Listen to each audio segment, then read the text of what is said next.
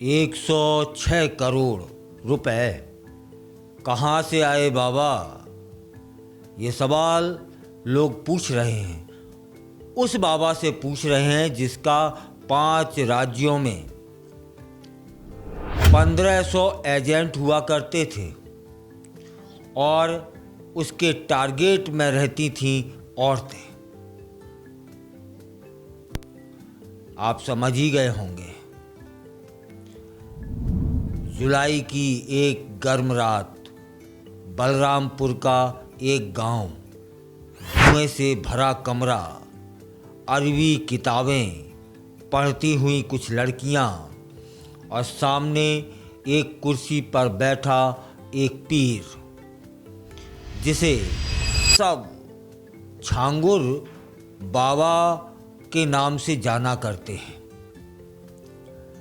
इस रहस्यमयी बाबा के इशारे पर जो चल रहा था वो सिर्फ तंत्र मंत्र या सूफी परंपरा नहीं थी, बल्कि एक संगठित धर्मांतरण रैकेट था जो पूरे उत्तर भारत से लेकर सऊदी अरब तक फैला हुआ था।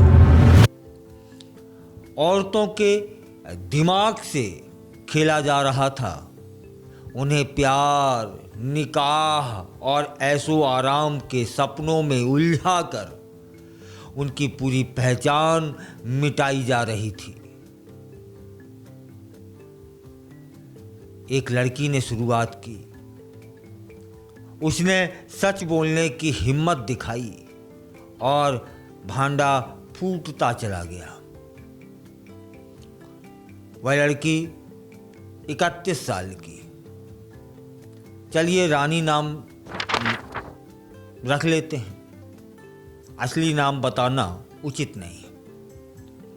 बाकी ओपन तो सब हो ही चुका है।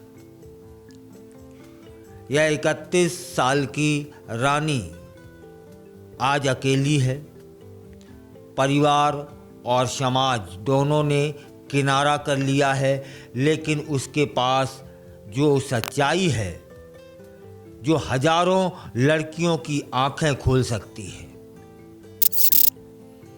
2015 में लखनऊ में उसकी मुलाकात एक युवक से होती है और वह युवक अपना नाम अमित बताता है। वह हिंदू बनकर मिला था। धीरे धीरे दोनों में मित्रता हो जाती है और फिर प्यार हो जाता है, लेकिन अमित असल में अबू अंसारी था।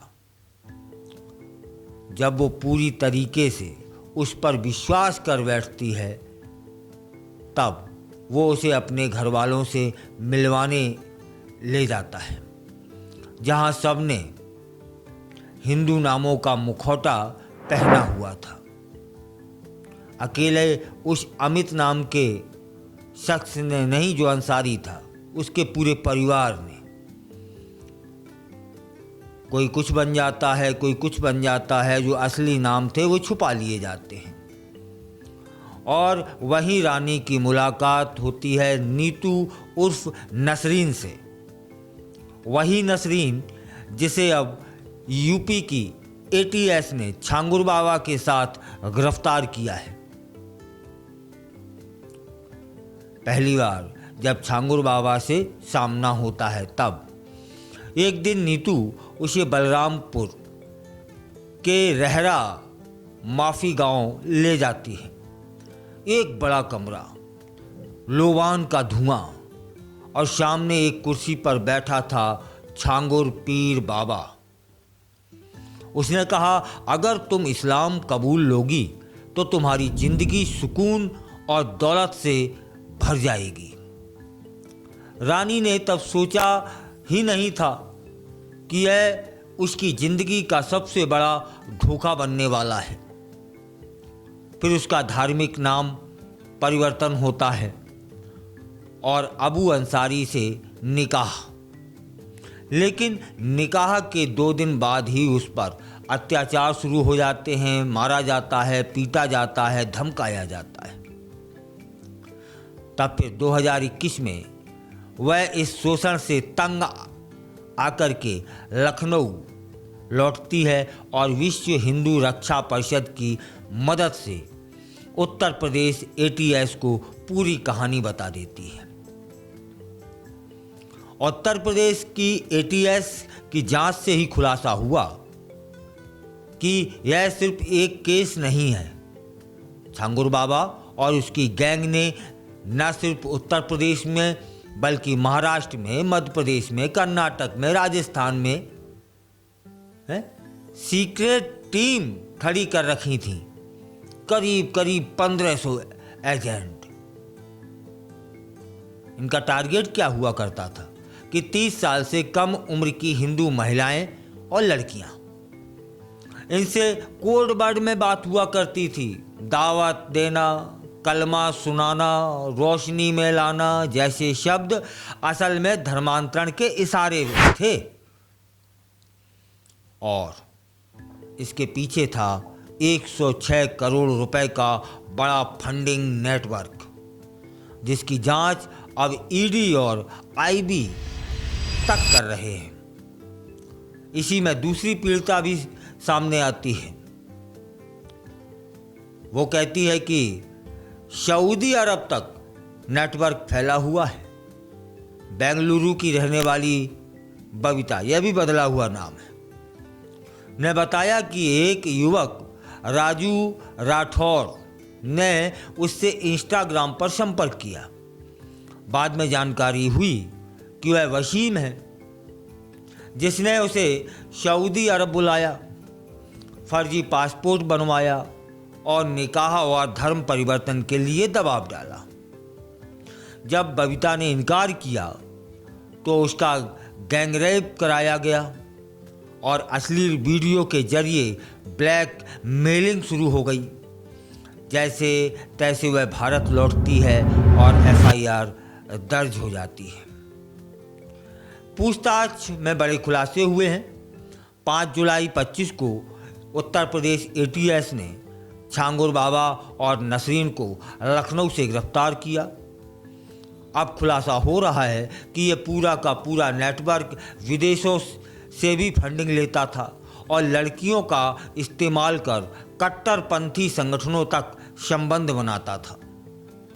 इस पूरे रैकेट में कई medical store, NGO, online platform की भूमिका भी संदिग्ध मानी जा रही है। तब फिर अब सवाल है कि छांगुर बाबा, इसे बाबा कहें क्या, आप ही बताइएगा, इसके लक्षण, इसके कर्म क्या बाबा लायक हैं? चलिए खबर में आगे बढ़ते हैं कि प्रश्न ये है कि इस छांगुर को 106 करोड़ किसने भेजे थे? क्या ये सिर्फ धर्मांतरण था या कुछ और? ऐसे कितने छांगुर अभी भी खुले में घूम रहे हैं और कितनी रानियां बबीता अब भी चुप हैं?